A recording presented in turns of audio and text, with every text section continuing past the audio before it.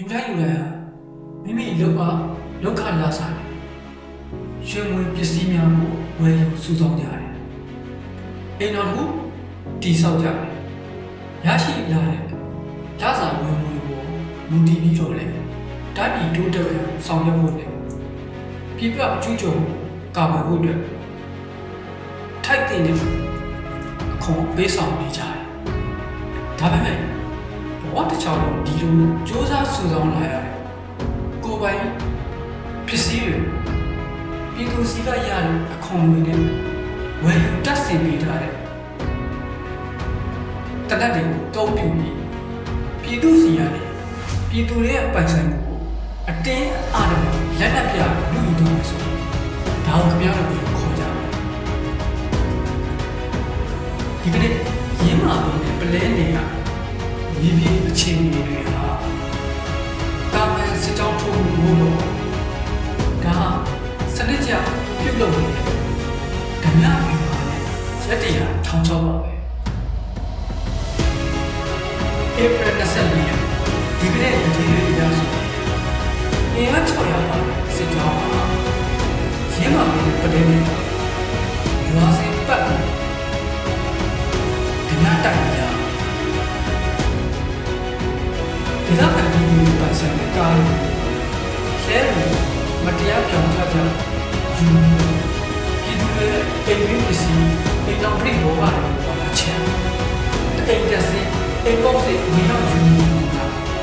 ရင်းမာပြီးဒီကားတွေနဲ့တည်ဆောင်လာတယ်စီစဉ်ကျေးရအောင်ထမ်းချကျေးရ20ကိုဒီလိုပြုတ်နေကြတယ်ရွာတွေမှာပိတ်မိနေတဲ့တက်ကြီးရွယ်တွေလည်းတနက်နဲ့ချိန်ကြောက်ပြီးတော့ PDF တွေကိုရက်ထရာတွေလက်နက်ချဖို့စီယုံခိုင်းနေတယ်။လေမောက်ရွာနဲ့တင်တိကန်ရွာတွေကိုရွာလုံးကျွန်းကြီးကမီးရှို့ဖျက်ဆီးလိုက်တယ်။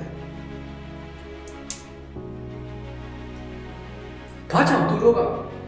အိမ်တို့ပရိဘောကပစ္စည်းတွေကိုမကြမ်းတည်ယူနေကြတာလေဒါစာလောင်ငတ်ဖို့ဝဲတင်နေကြလို့ဒီမဟုတ်ပဲနဲ့ဗျူဟာမြောက်ဖိနှိပ်မှုလုပ်ဆောင်လုပ်ငန်းကိုလုပ်ဆောင်နေခြင်းဖြစ်တယ်ဆိုတာကိုအချက်၃ချက်နဲ့အမြင်ပွင့်၃ဓာတ်ဆွေးနွေးပြပါတယ်စီးပွားရေးအမြင့်ဖြစ်ခြင်း economic trade ဒေသခံတွေကားနဲ့လဲလို့ယူတာရိုးရိုးခိုးတာမဟုတ်ပဲတော်လိုင်းရဲ့နယ်မြေ logistic တည်ယူပို့ဆောင်ရေးကိုဖျက်တောက်လိုက်တာ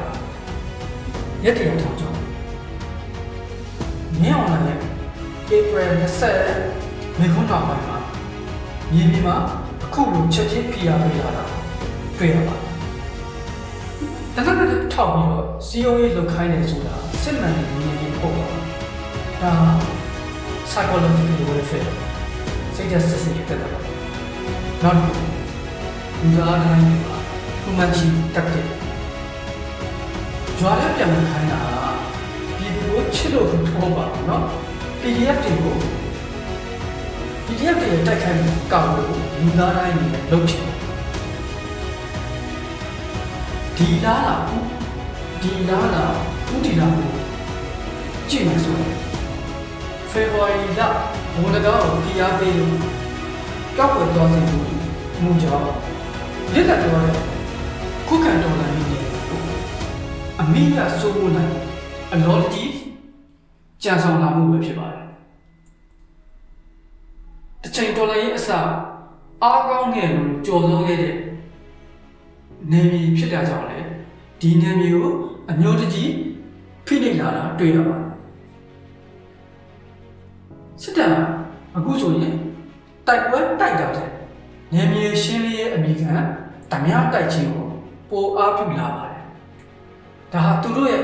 ရိတ်ခါနဲ့ထောက်ပံ့ရေးလမ်းကြောင်းတွေဖြတ်တောက်နေတာကိုပြသနေတဲ့လက္ခဏာဖြစ်ပါတယ်။ရက်တရာပြည့်ကနီးလေမြေပြင်ဖီအားကပိုပြင်းထန်လာလေဖြစ်မယ်လို့သုံးသပ်ရပါတယ်။ပုံမဆိုးရတဲ့လူရဲမှုတွေနဲ့မီးရှို့မှုတွေလည်းဆက်ဖြစ်လာနိုင်ပါတယ်။နိုင်ငံတကာကိုငါတို့ကစီးရုံးနေပါတယ်လို့ပြနိုင်ဖို့အတွက်လည်းဟ ဟန်ပြတိုက်ပုံရစီယုံရည်တွေလည်းပို့လောက်လာနိုင်ပါတယ်စစ်ကြောင်းပြန်ဆုတ်တယ်ဆိုပြီးအထွက်ပြရွာထဲပြန်ဝင်လာတဲ့လူတွေကိုဖမ်းဆီးတဲ့ထောင်ချောက်ကိုတော့အထူးတတိထားရပါညီကုန်းချိုးရတယ်ပြည်သူစီကရတဲ့အခွန်ငွေနဲ့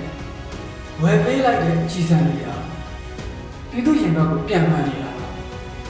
ဒါစစ်တပ်မဟုတ်ပဲလက်နက်ကဓမြအဖွဲ့အစည်းခုရဲ့အပြုတ်မှုသာဖြစ်ပါတယ်မိတ်ဆွေတို့လည်းမိမိတို့ရွာကိုစစ်ကြောင်းဝင်လာရင်အသက်ကိုအဓိကထားရှောင်ကျဉ်ကြတာနော်ခင်ဗျားတို့ရဲ့နေပြည်တော်မှာဒီလိုဓမြတိုက်ခံရတဲ့ဖြစ်စဉ်တွေရှိပါလားကွန်မန့်မှာမျှဝေပေးခဲ့ကျေးဇူးတင်ပါတယ်